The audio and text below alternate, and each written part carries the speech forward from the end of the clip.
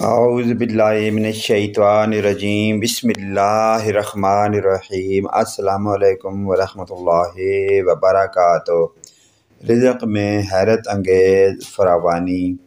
نماز عصر کے بعد 3 بار درود شریف پڑھ کر 18 بار یہ دعا پڑھیں۔ رزق میں حیرت انگیز فراوانی کے لیے یہ عمل نہایت آزمودہ ہے۔ اللہم رحمتک ارجو فلا تکلنی الی نفسی طرفۃ عین اصلح لی شانی کلہ لا الہ الا انت۔ مال و دولت کی پریشانی ختم۔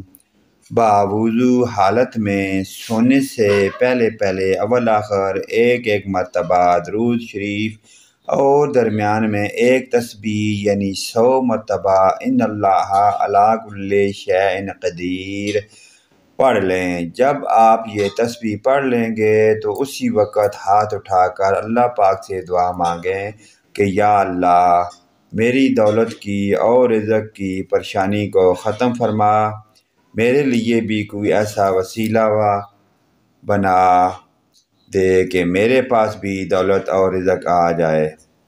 مشکلات کا حل ایک سجدے میں۔ سخت سے سخت مصیبت، مسائل اور سخت سے سخت بیماری سے نجات کے لیے عشاء کی نماز کے بعد سجدے میں یا ارحم الراحمین کا 100 بار پڑھ کر دعا کریں۔